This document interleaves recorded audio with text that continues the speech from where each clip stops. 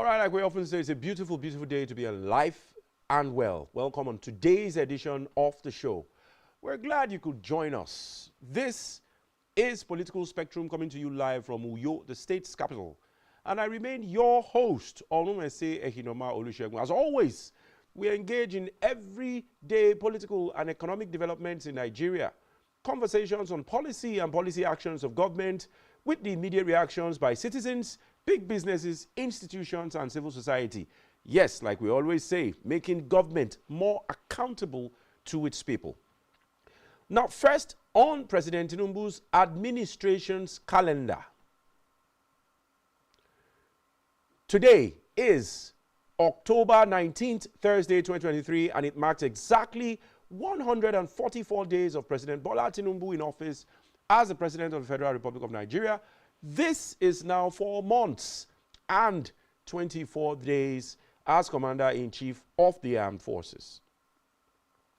All right, we'll take some of the few developments that we are following on this edition. Uproar in Senate as Akpabio Ndume face-off gets messier. And we go into it barely 24 hours to the commencement of a retooling retreat for senators here in Akwa Ibom. A fresh parliamentary mistake by President of the Senate, Godswill Akpabio, has thrown the Red Chamber into another round of crisis, resulting in a shouting match on the floor yesterday. And unraveling the crisis between two gladiators, Akpabio and the Senate Chief Whip, Ali Ndume. Now, the center between the duo no longer can hold just 4 months after the inauguration of the 10th National Assembly, during which Ndume himself played a leading role in the emergence of Akpabio as the Senate President. Now, signs that all was not well between the two friends emerged, say, about 2 months ago, when Ndume declared that some senators were planning on taking drastic actions against Akpabio for mistakenly disclosing that a holiday allowance has been sent to senators' bank account. Now, yesterday, barely 10 minutes after commencement of plenary, Ndume raised point of order against the blunder committed by the Senate President, which he refused to correct. The error in reference was a motion moved by the Senator Sumaila Kawu, NNPP, Kano South, for a debate on the need for reopening the Nigeria-Niger border, which we will come to later. But without stating the title of the motion. Now, Ndume, citing Order 51 of the Senate Standing Rules, requested the Senate President to allow for correction of any error made or observed during plenary. Mr. President, this is the Senate of the Federal Republic, he says, and I'm quoting him, Republic of Nigeria, and it is guided by laws, rules, and procedures. If in the course of proceedings at any session errors are observed, they must be corrected before forging ahead with such proceeding. Ndume had deposited, but Akpabio wouldn't have none of it, as he quickly interrupted him, insisting that having ruled on the issues raised, it cannot be revisited, and consequently ruled Ndume out of order. Now, as the shouting match raged on, Deputy President of the Senate, Jibrin Barau, quickly rose to read Order 16 and ask senators to respect the rule that requires a substantive motion to be moved by any senator for correction or review of earlier decisions taken. Now, it was immediately sustained by Akpabio. Infuriated, Ndume proceeded by raising another point of order, Order 54 in this case, sought that correction of perceived error should be made. But without allowing Ndume to make full presentation of his argument, Akpabio ruled him out of order again.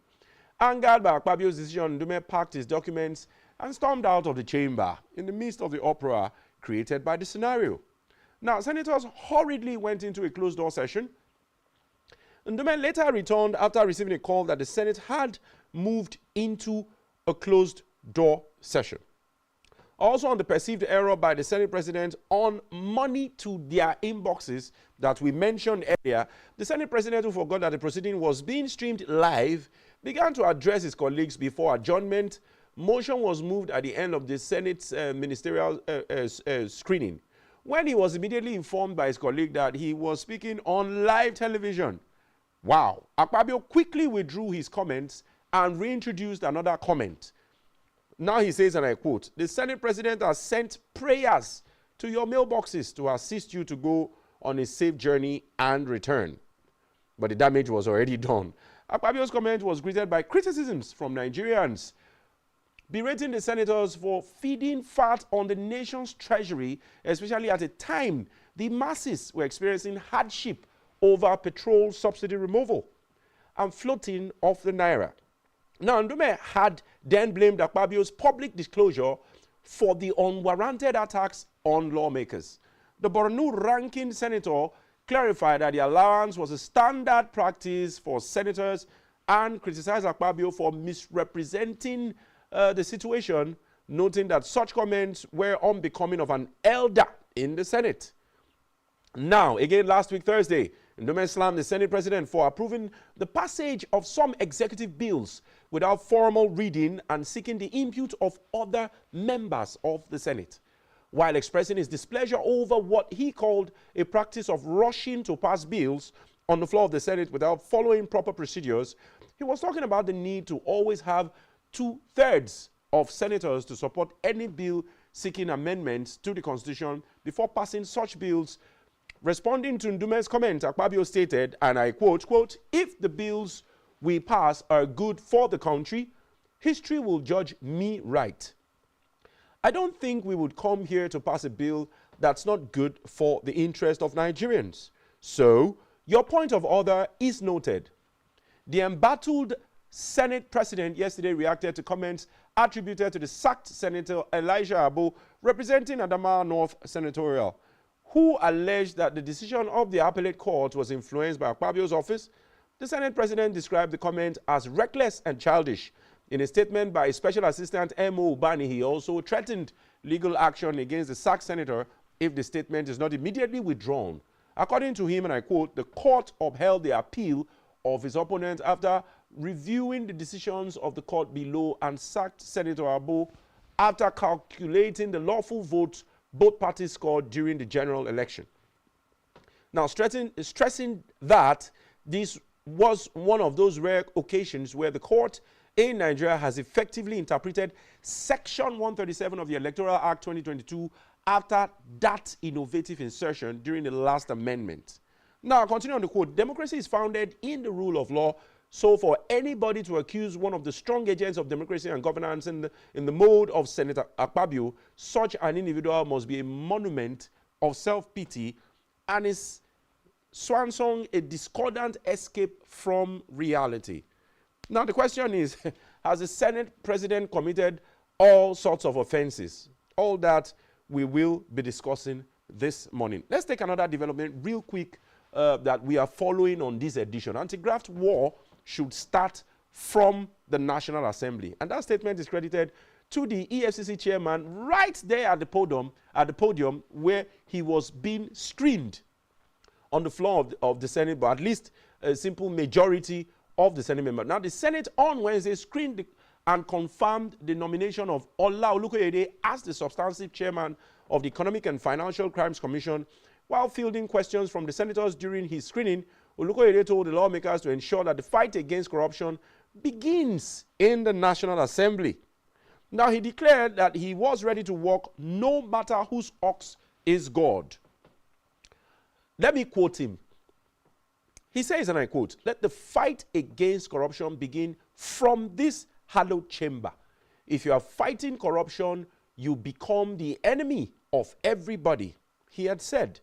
Now, Olukoyede continued and said the time had come for all anti-corruption agencies to focus more on prevention rather than enforcement.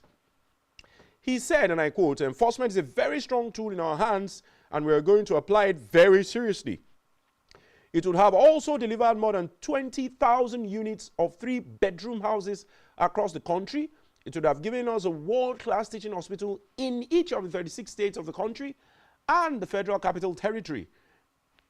Meanwhile, the Senate erupted in laughter when the Senate President Godswill Akpabio told Olukoyede not to use him as an example in the anti-corruption fight. Olukoyede had, while speaking, said, "If we are investigating the Senate President, for example," he was just making an example.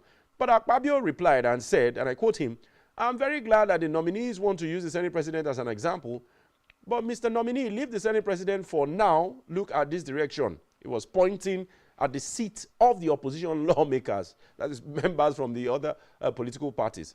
Now, apart from Olukoyede, the Senate also confirmed Mohammed Amajoda as the Secretary of the EFCC, and similarly, the Senate also confirmed Halima Shehu as the National Coordinator of the National Social Investment Program. A lot of drama, I would say, happened at plenary yesterday.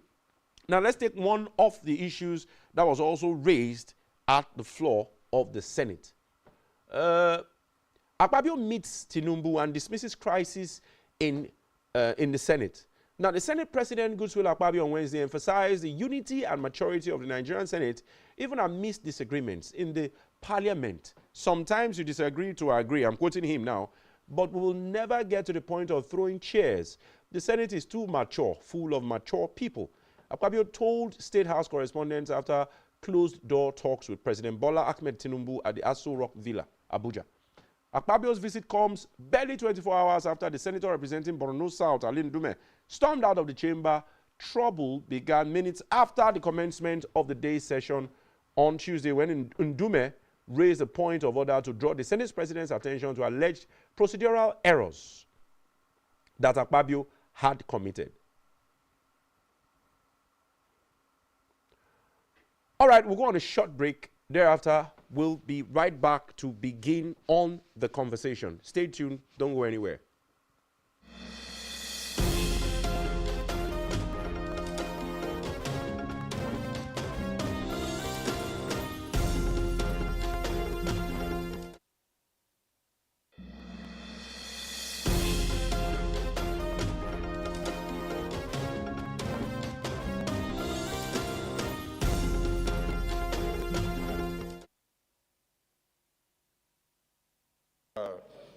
SP and distinguished colleagues, we are just starting the session, and as we go, we should be taking note of the small mistakes that we can make, and we should correct them. The issue of saying that you have ruled, if the ruling is wrong, even the Supreme Court, when it passes judgment, Distinguished Chief Whip. It's not respect with his motion, so that we don't continue to repeat this mistake again and again. Is order 63. With the permission, I read. The President of the Senate, in the Senate, and the chairman in any committee shall be responsible for the observance of the rules of order in the Senate and committee respectively, and their decision upon any point of order shall not be open to appeal, shall not be open to appeal, shall not be open to appeal, and shall not be reviewed by the Senate except upon a substantive motion after notice. So once you have ruled, nobody can bring up that matter again until a notice is given and a substantive motion is tabled. Except we want to go against this. the point of order is order 54 and the responsibility of the Chief Whip. Is it 54 or the Chief Whip? Just as a way of, advising the Senate on the way we do things. Mr. President, this is the Senate. This is the Senate. And we should not shy away from learning. Sorry, the clerk, can I have that order 54?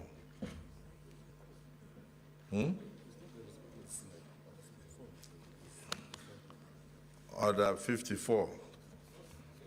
Order 54 says, the Rules Committee shall allocate time to all sequence of speeches, motions, or bills coming before the Senate. So as we are coming under Order 54, this is what is written there. So I'm sorry, Leader, we rule you out of order. Yes, Leader of the Senate.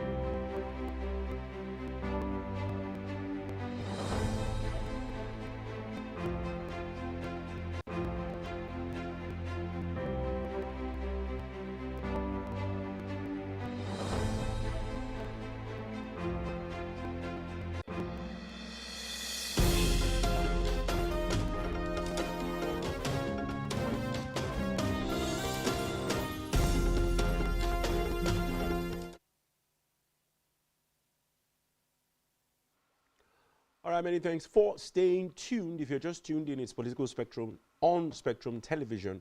And we have started setting the agenda for today's conversation. I understand that my guests have both joined me virtually. Mr. Solomon Idiogbe, or rather, can I call him Comrade Solomon Idiogbe, is joining me from Benin City. He is an active member of civil society and a public affairs analyst. And from Lagos, all the way from Lagos, virtually also a regular on the show, talking about Mr. Victor Anilaju. Both of them will be joining me on the show to have conversations around these developments. Our focus basically will be on the National Assembly, especially the Red Chamber this morning. Good morning, gentlemen.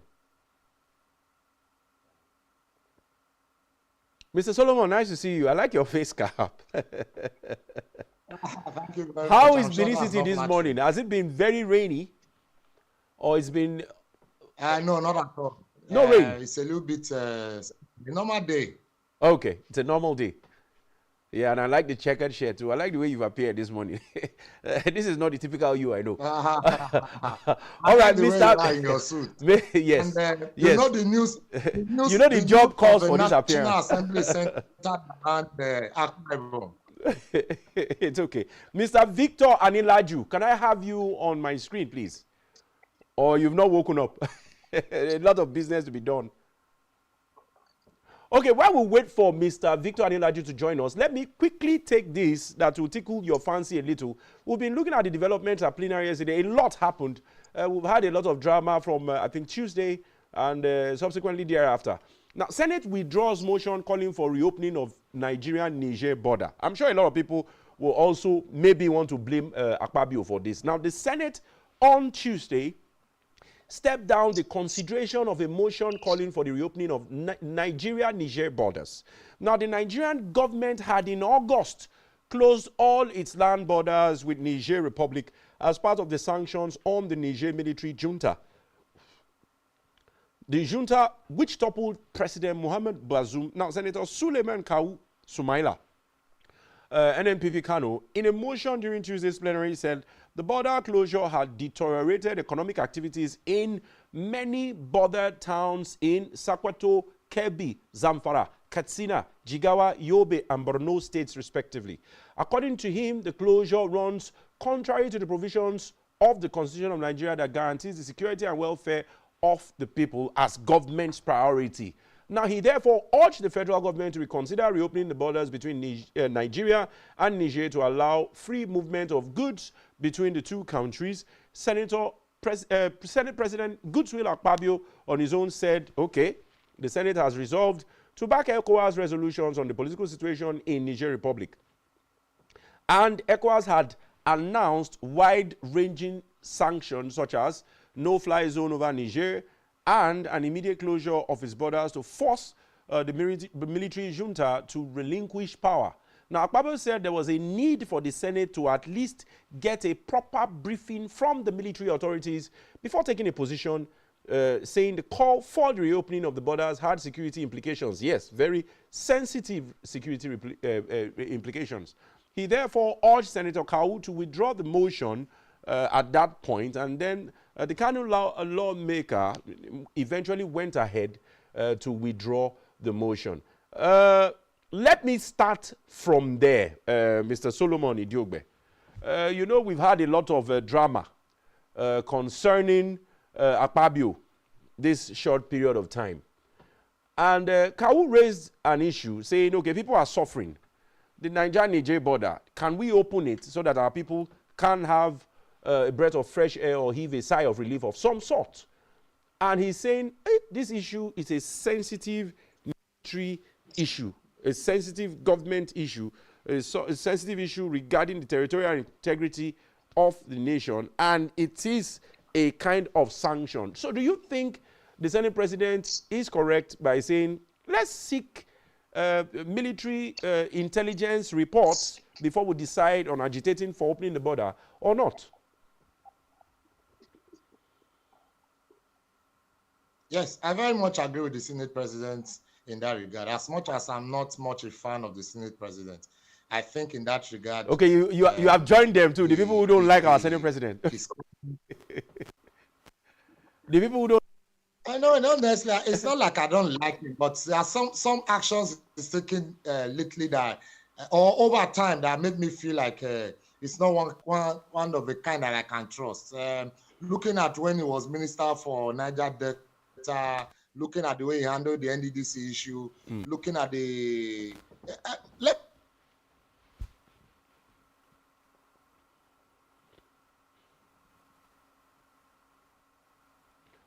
Okay, we might be having. Let me say, I admire it. Okay. Hospital he built in. That on that by the wayside.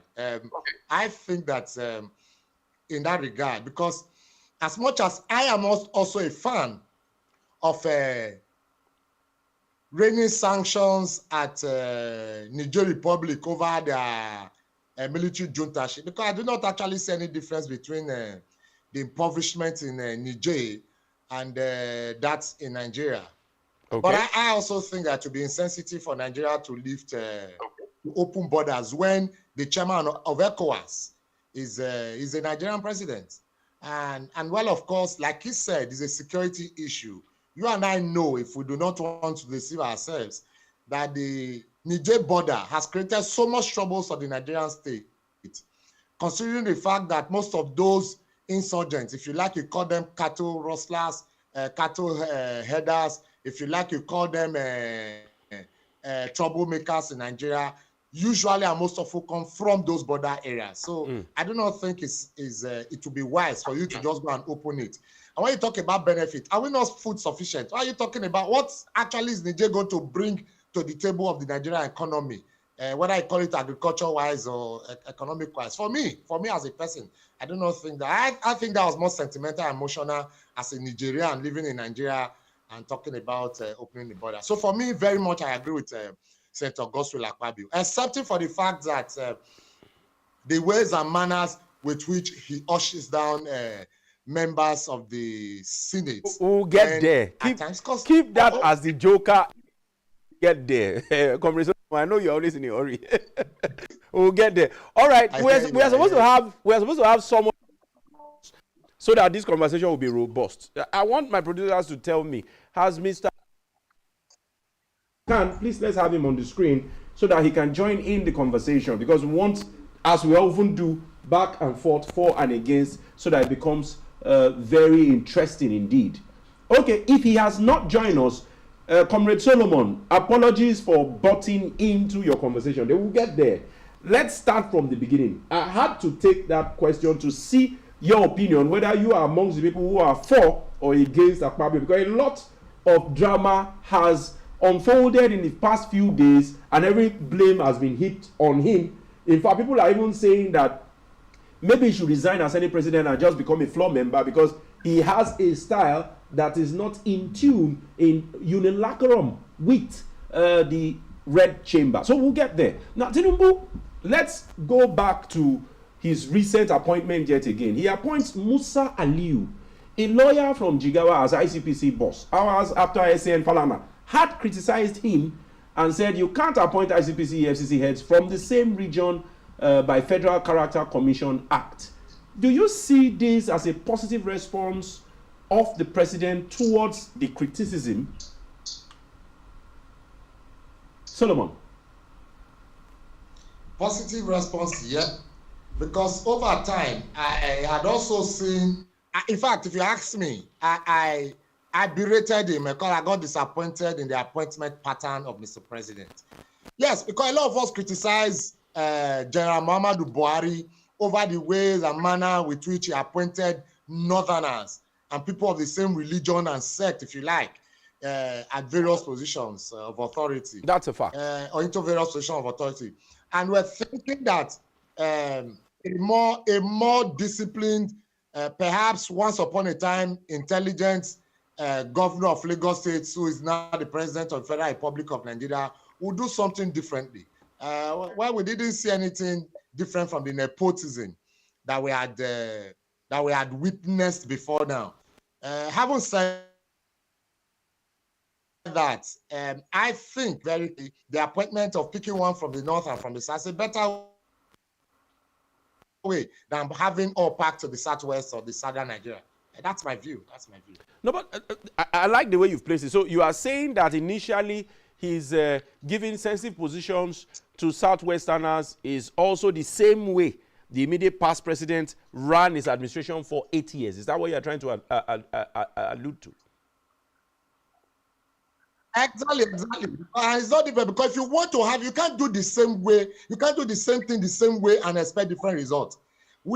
One of the major problems the Nigerian people had against General Muhammadu Buhari was the fact that Buhari kept giving positions to his people, his kinsmen, his brothers, his sisters, nephews, in-laws, people from his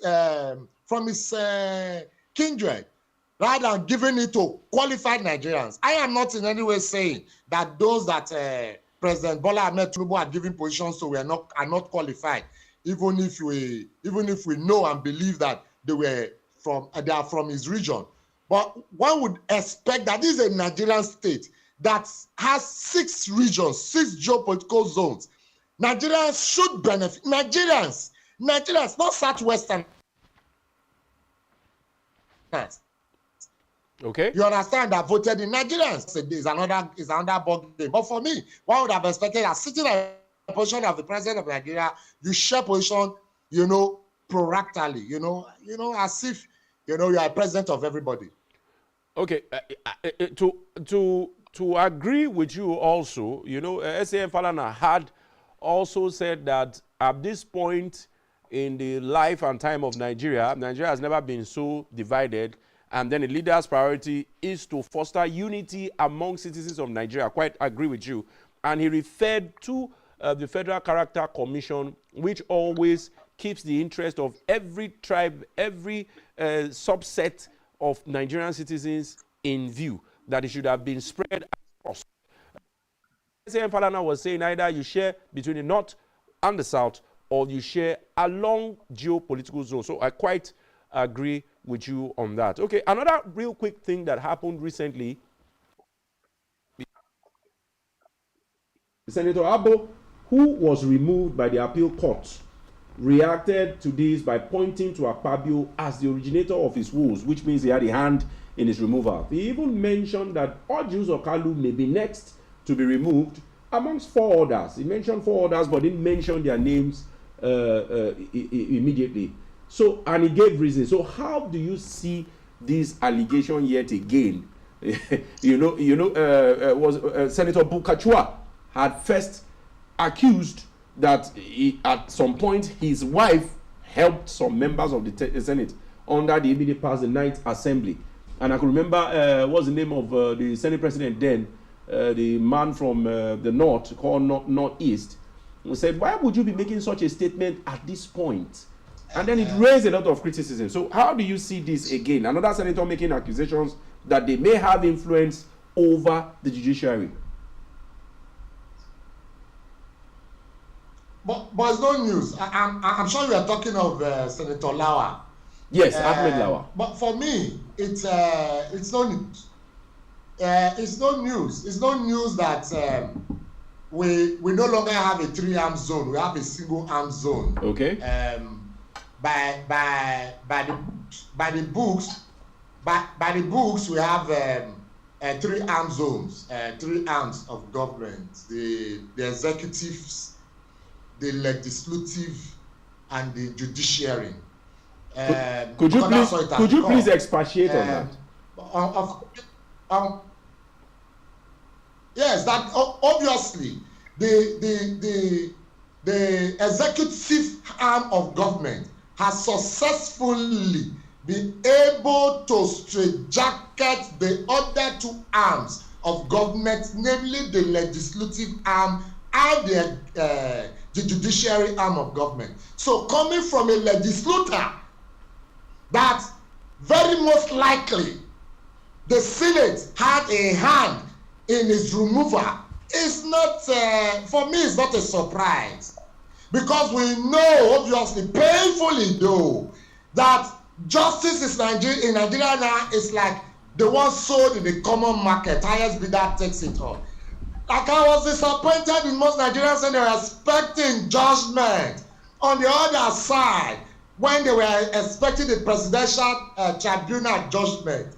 And I can assure you as well that the Supreme Court is not going to do anything as far as I'm concerned. Just to put that in your own opinion. The legislative. In your own opinion. My opinion, I hold it very strongly. My opinion, my brother, very strongly I hold it. Because that's how it has become and is obvious. But let me say this very clearly without fear. Please say. That I do not think, because I'm aware now that Senator Abo has come to apologize, and I think as an afterthought. And I also believe that would have been after he has been cautioned either by his party or members of the National Assembly. I am very sure, because they would have dusted and shown to him that every man has a crocodile in his cupboard. And I'm sure that is why that afterthought of coming out to apologize is coming. But if you ask me, Solomon Ijobe, I will tell you that the story or the fact is not far-fetched. That justice in Nigeria can be purchased from the justice market. Okay. So that's good news. For me, he may not have said what is wrong, but of course, you know, it's politics, and politics in Nigeria is politicking. So that's where I see it. And he asked me to expatiate. What I've had to expatiate to the fact that the judiciary and the legislative are under or directly tied to the apron strings of the executive. Okay. The legislative has to loot. That is only why you can see a budget being presented to the legislative arm of government. They will increase budget by their own and party. It is in Nigeria. No, but it is constitutional. Very clearly. It is what you call it is called appropriation. It is constitutional. And then when you expect the judiciary to legislate, to adjudicate on the matter, I haven't shared very clearly. They will judiciary on the matter. So that's it. That's the way I see it. Okay. It's a personal opinion. All right. I appreciate the fact that you have ended by saying it's your personal opinion, because a lot of people may agree with you. Well, a lot of people may also not agree with you. Mr. Victor Anilaju, we've been battling to get you on board. Good morning to you. How are you doing? Morning. Thank you for okay, you may have joined a little bit late, but let's play some kind of catch up. I'm going to throw the same question to you, but in a different light. Now, Senator Bulkachua and now Senator Ishaku Abu make two senior members of the Red Chamber who have accused the judiciary of being easily influenced by external forces to change the course of judgment. Now, this is a serious allegation. Do you see it in that light, or do you have a different perspective to the matter? You can recall Senator Bulkachua saying his wife helped. That was under Ahmed Lawan's led Night Senate. And now Abo is coming, although he has apologized as on mainstream media also, that he came back to apologize over the statements. But hey, I do not think that he was under any influence of alcohol when he made those statements very glaringly. And he mentioned Senator Orji Uzor-Kalu as the next future victim. And he said, they said. So how do you see the whole of this seeming conundrum? Well, we have heard from the office about, and if a senator tells you that the wife helped the former Senate president to be in that seat, I don't know how. There's nobody that can debunk that. He has told us the truth, and that remains the truth. The APC-led government, I've always said this, the APC-led government has failed us as the executives, as legislators, as even down to the judiciary system. They have monetized all the government sector in Nigeria. The next word for APC is money. So with the person with the highest money can even unseat anybody, as it is right now in this country. You can just wake up the next morning and find out that maybe a CEO of a company has been sacked by the courts, because right now the legislative have been able to penetrate into the judiciary system via the executive, so that the APC-led government can make judgments that will favor their party. It's an APC thing. I want to put it as this whole shenanigan that is going on. Let me a come in characteristic again. of, Let me come in again and state for the record, Mr. Victor Adelaju, I'm staying with you. Are you saying that this your allegation that the legislative in cohort with the executive influencing the judiciary is an APC thing? Did we not have similar issues during the era of the PDP-led administration? Is that what you're trying to say? no, it is now predominant now. It's not dominant now that APC is on power. No, but you've not answered the question. Did we have such issues as alleged by you, not us? Did we have such issues during the PDP regime also? That's what I'm saying right now. If APC has now determined to make that as their core area. But you agree that PDP may also have done it. It spoke against it, kicked against it, fought against it. In fact, one of the reasons why the APC came into power was because they were telling us that the PDP, they were monetizing the political space, so they needed to come into power to correct that nonsense that was going on. And they came into power, and they are even doing worse. You could see, you just wake up, you hear that the senator have been sacked, a House of representative have been sacked by the court.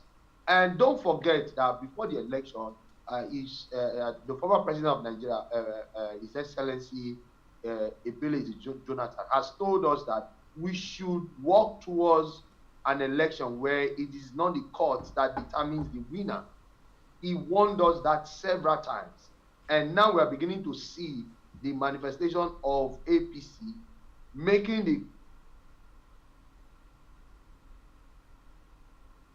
Okay, I quite agree with you, because recent statistics coming out, I think from Budget, a civil society that runs through tracking government activities, has come out to say that out of 1,200 and something cases, about 94% have been petitions. Some cases have been ruled, some are still in court, some have appealed and all that. But if we have 94% of election cases in court, I agree with you, Mr. Adelaju, that we have a problem, a fundamental problem. Just like you said that Mr. Goodluck Jonathan, former president, said that we should try and conclude our elections by the ballots and not the courts. It seems to be going the other way. But let me come back to you, Mr. Solomon Diogbe. You know, when you speak, I like the way you put a lot of passion to it, as if we are still doing some luta continua. But let me put this question to you. Now, let us talk about Akpabio's style of leadership. Nadeko, some civil societies, and even within the political circle, some politicians have hugely criticized Akpabio for his high-handedness, one, his leadership style, then his kowtowing to the presidency, and not according respect to some key Senate officers. Do you think this high-handed style, he is guilty of all these accusations, including being high-handed? Or how can you describe Akpabio's style as the Senate president? We've seen a lot of Senate presidents come and go. Solomon. High-handedness is an understatement. I see Akpabio thinking that he's still the governor of Akwa Ibom State, where, of course, he hired and fired his commissioners, where, of course, you know, he's the chief executive of the state, that only could he have the power to say at any point, forgetting that the National Assembly is a conglomeration of different persons of culture, character, from different areas, cutting across the 6 geopolitical zones of the Federal Republic of Nigeria. That's correct. Simply put, cutting across the length and breadth of the Federal Republic. I think that's one thing Senator Godswill Akpabio is yet to come in terms with. Because I have, by the grace of God, also had opportunity of holding positions. What you do, people have a right to their opinion. You can only counter laws with laws. You must give people what is of a leader is that you must allow others speak and then you rule. You must listen very carefully, if you like, attentively to the submission of your people before you take a position. So for me, I have not seen that acting, and that he has become a puppet. Some people will say somebody is a rubber stamp. I've mentioned on this program before, and a sister station too, that what I've seen of this assembly is that it has gone beyond being called a rubber stamp to an ink. You know the difference? A rubber stamp legislator would just be that one that will just come and agree to what they want. But this ink is already stamped. Now just put them. Now they pour them. Now they carry them. If they don't want them, they don't want them. That is how it has become. Very painfully. That everything is a yes. Look, let me tell you, there's no difference between an Akpabio's no, but you don't beg. I beg. In as much as I don't want to interrupt you. Hang on. Hang on, Solomon. I beg to differ because we all watched the screening during the first set of screening, and 3 people were sent back. In fact, one of the president's major ally, El Rufai, was not accepted, and they laid claim to the fact that there were some security issues. Stella Okotete from Delta was also replaced, and one other senator. So if you say that the National Assembly or the Red Chamber has always agreed and kowtowed to the presidency, there are a few instances. Another very good instance is Tinubu asked the ECOWAS chairman coming to the assembly to plead to move into Niger with Nigeria's resources and armed forces, and the National Assembly turned it down. So there are a few issues or few cases where the National Assembly had clearly and unambiguously said no. Solomon.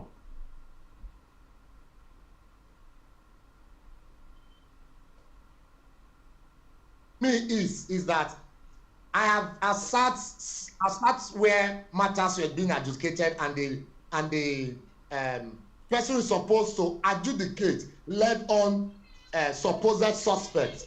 You understand? So for me, that's exactly what we are saying, where a lawyer will say, "My lord, you are leading on the cross-examination."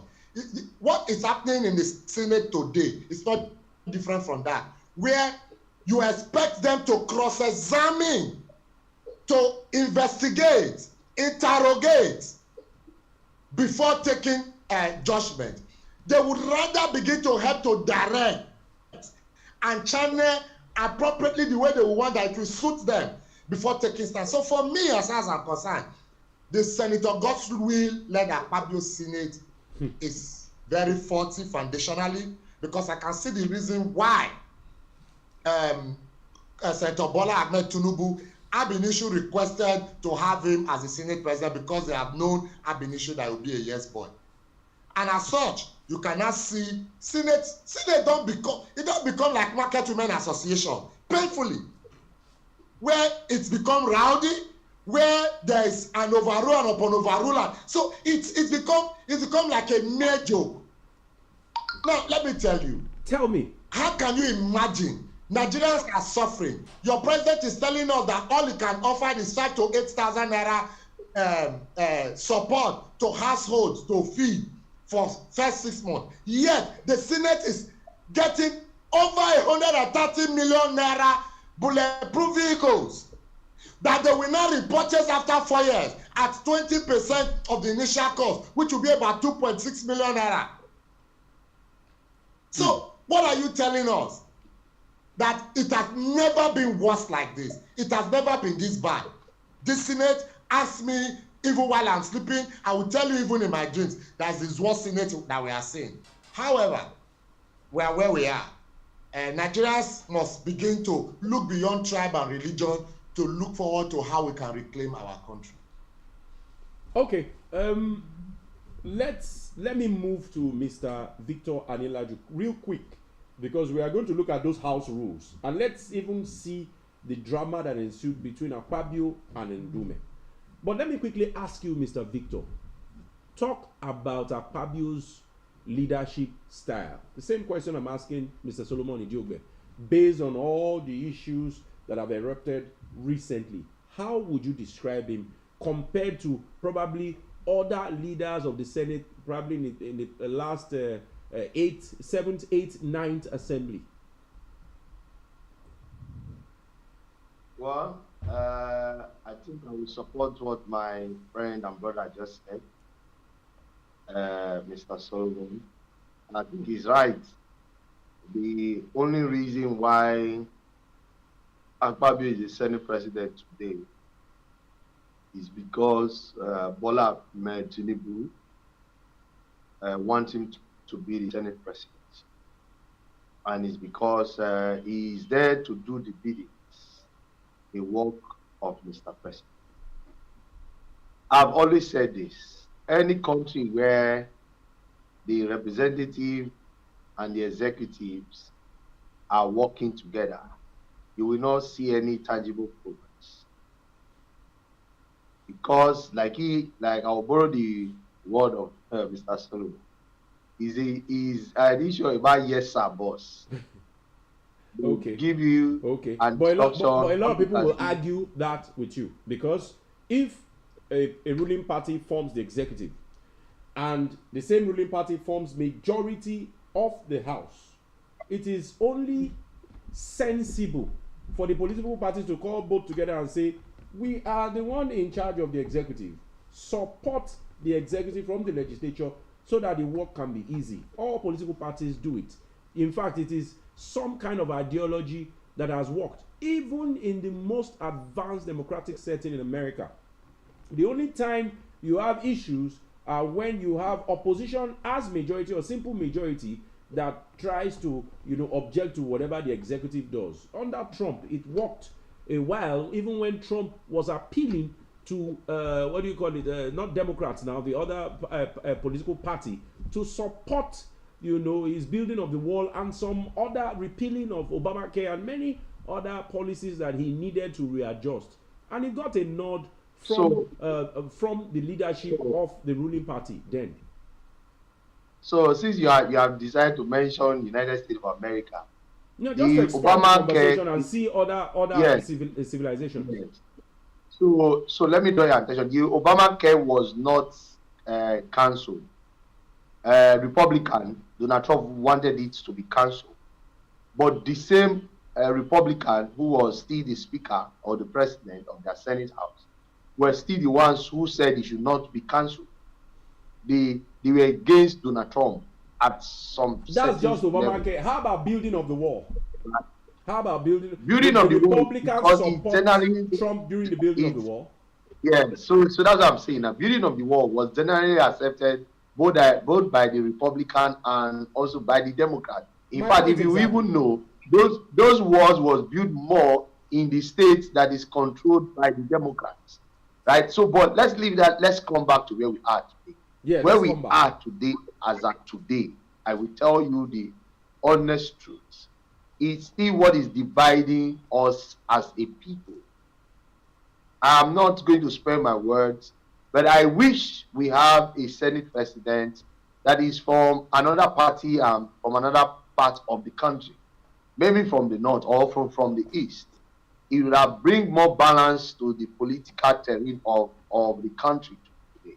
The disunity that we see today is a product of the APC party. They always know how to divide and rule the people. That is another of their characteristics. Divide the people, let the people fight against themselves while we rule them. There is no Senate House that will always want to pass a bill without going through the proper process. And why is it that you are secretly passing bills? Why are you not having enough of hearings about those bills? You will just bring a bill to the House and you want the people to just pass it immediately. Why don't you give them time? Those are what those senators are saying. Why don't you give us time? Why are you always in a haste in passing bills? That's correct. Evidences to show you that the Senate president, as we speak right now, is actually a yes boss boy. But I would say to Senator Akpabio, he should tread carefully because I see him leaving that seat very soon. I see him leaving. If he continues with the way he is right now, he will lose that seat.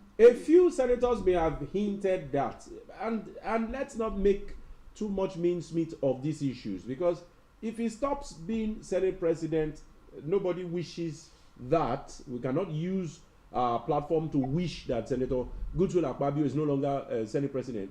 He still remains a distinguished senator and a honorable member And I of just gave him the National advice. Assembly. I didn't say he should leave. I just told him that he should tread carefully and follow the process. I heard you. Otherwise, he will not. I heard you. I was just, trying to, elucidate further, because as we speak now, they are supposed to be in Akwa Ibom now for a retreat, National Institute for Legislative and Democratic Studies at Iko Tekpene here, where we are. So we have all the who is who in the political terrain and business here in Akwa Ibom, putting heads together to further deepen our democracy. So we wish him luck, and we hope that he actually listens, to the people and, change a few things, because I know that he's an excellent man and he would have made a very great leader in the National Assembly. But hey, we learn every day. All right, let's go to the final issue, which I deliberately reserved, which was the actual drama. And I want both of you to contribute to this. Now, we all watched that drama at the Senate and what led to the walkout of Senator Alin Dume, who accused the Senate President of not following House rules.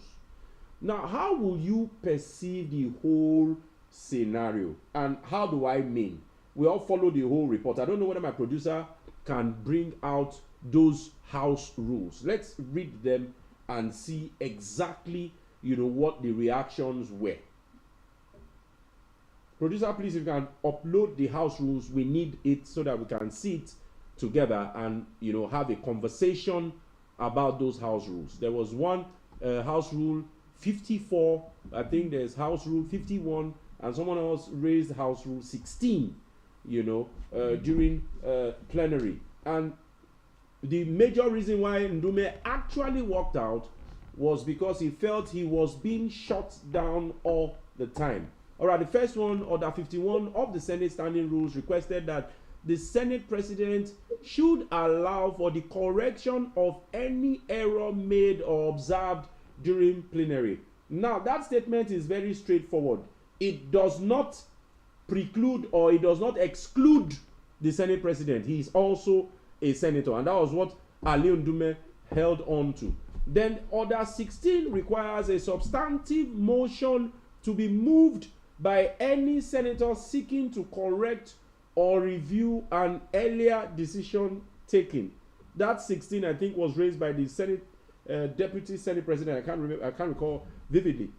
Then Order 54 allows to seek correction of perceived error, which was the first that was thrown up by Alin Ndume. So a lot of issues have been raised. Is it the way Alin Ndume raised that order, or was it that the Senate President suddenly perceived that he was being dehumanized or denigrated? Was that why he kept, forgive me for the use of word, for the lack of another word to use, he kept shutting him down because he felt shut down, and that was why he walked out. I want to start with Comrade Solomon Idiogbe. I want you to react to this, because these rules are very straightforward and unambiguous and particularly specific on what modalities and procedures to go during plenary. Solomon. Senator Godswill Akpabio still believes he's in Akwa Ibom. That's why, even though you have made us understand now that you are hosting them in Akwa Ibom already. He is in Akwa Ibom. He's a proud son of Akwa Ibom. That's what I'm saying, that he's used to Akwa Ibom. So he has not left Akwa Ibom fully. So that's why he's yet to realize that he's in the red chambers. That's the point I'm trying to make. That otherwise, they should have realized that the house is guided by rules. For your information too, Senator Ali Ndume is an old member of the National Assembly. Yes, a lot of people say probably even more experience. Yes. Yes, yeah, because he was in the House of Reps for about 2 or 3 times before he came to the Senate. I think it's about his third term as a senator. So that's to say since 2003 or thereabout, he's been involved in legislative business. So he understands. It's a domain he understands. Let me tell you how it works. It's like a blind man. You cannot teach a blind man his house. He knows his way around. Without anything, he knows where everything is. So he can go around within his house. So point being made here is that I would have expected Senator Godswill Akpabio to be guided by the rules of the House while he takes certain decisions. And I'm also saying that Senator Godswill Akpabio, which is of course the Senate President today, is yet to shake off the fact that Senator Aliu Dume once challenged him, if you like, wanted to be the Senate President. So I'm sure that that perhaps would be part of his reasons he's being guided. He sees antagonistic. No, but let's stay on facts, because in the last relationship Ndume and Akpabio had, Ndume was almost like the campaign manager. This is politics. No, hang on. Ndume, no, let me make my point. Ndume was almost like the campaign manager, and he was instrumental in ensuring that Akpabio became Senate President. That was the last relationship they had together. So you cannot be referring to what happened earlier than what happened in the latter. Politics. Okay, go on. Every politician takes it as stoop to conquer.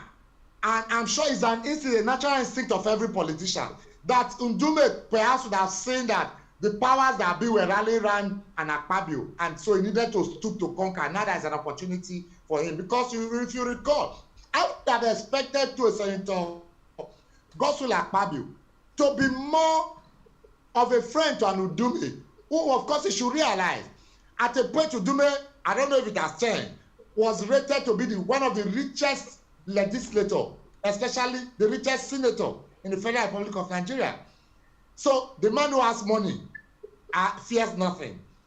Don't forget, even while his friend and brother was sitting as a Senate President, I'm talking of Senator Ahmed Lawan. Bukola Saraki.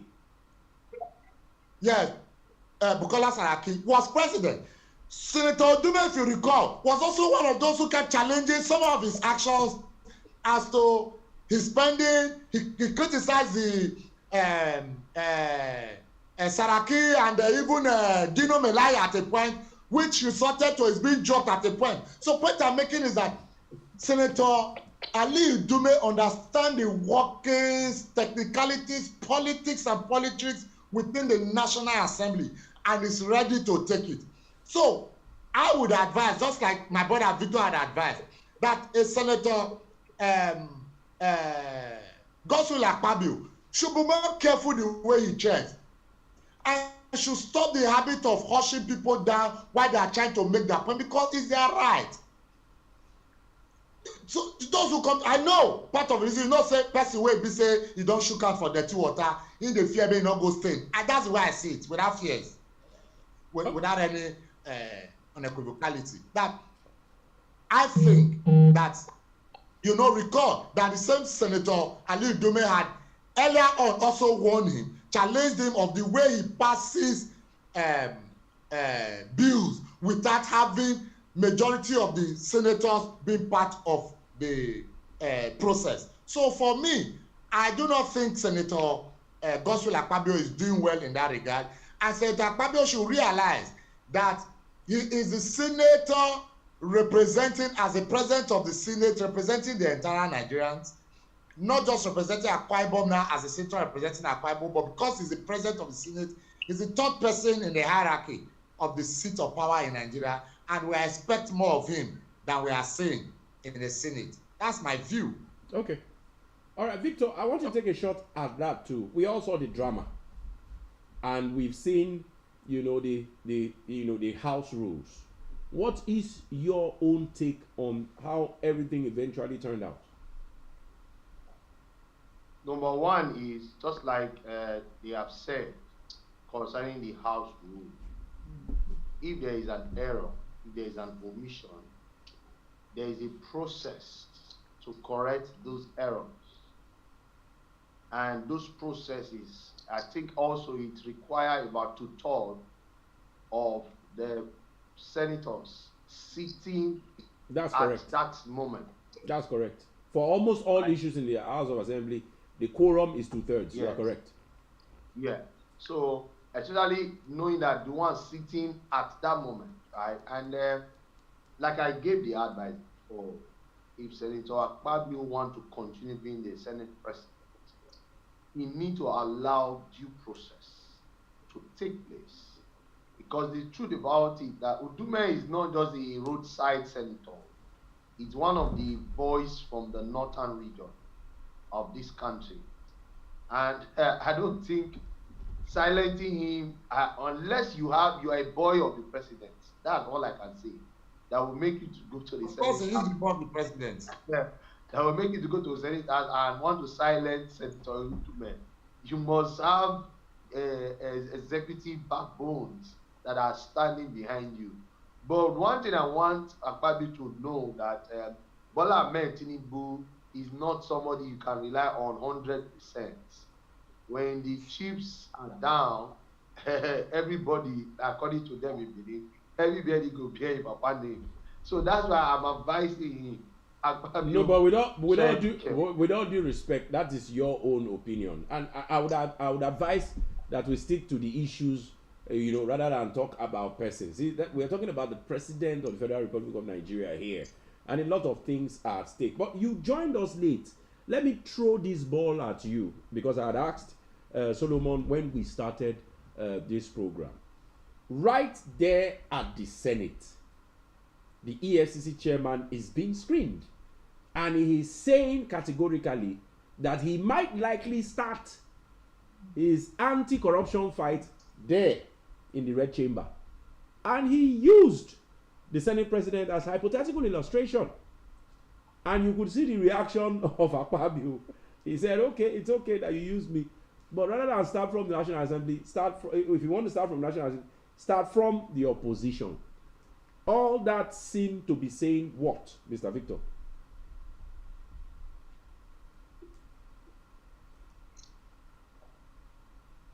Yes, Mr. Victor, go on.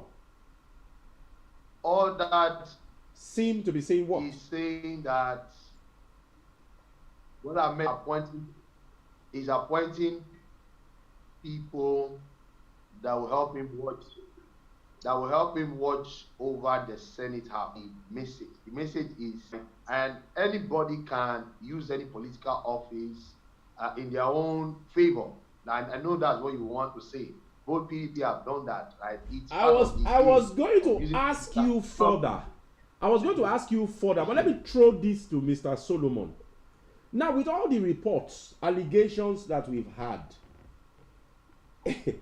if Olukoyede says he wants to start his anti-corruption fight at the National Assembly, with all the reports we have, is it that he's afraid to start from the executives based on the fact that they were the ones who appointed him and have put him there to work?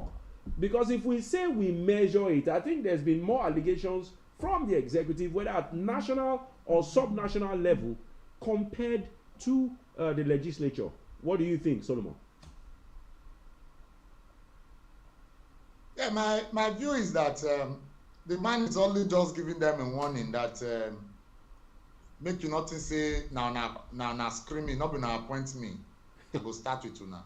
And I do not also to an extent agree less with my brother Victor that is going to be, because over time, I keep saying this, that any of us that have read Animal Farms, we know that Nigeria is a practical animal farms, where all animals. You mean a practical illustration of animal farm, or you mean Nigeria is an animal farm? What are you? Please be clearer. I said Nigeria is a practical illustration of that. That sounds better. Comrade Solomon, that sounds better. That where you have it's that all animals are equal, but some are more equal than others.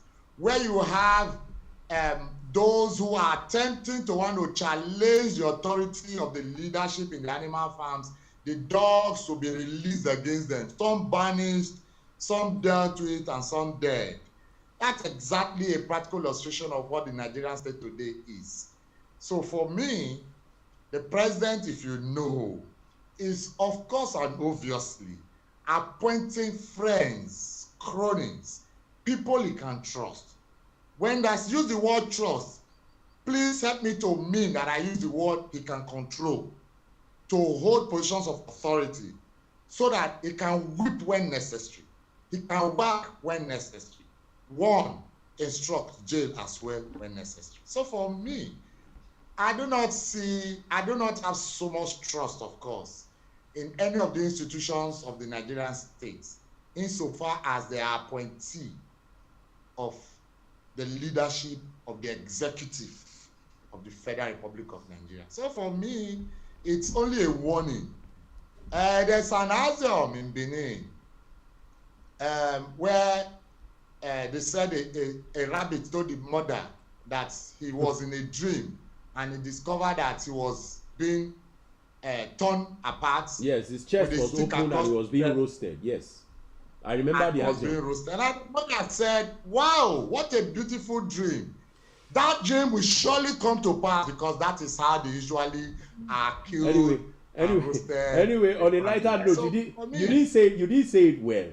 The mother said it is not that it will not happen, but be careful. That was the way it ended. But we really are out of time now, Mr. Victor. That's not the way it ended.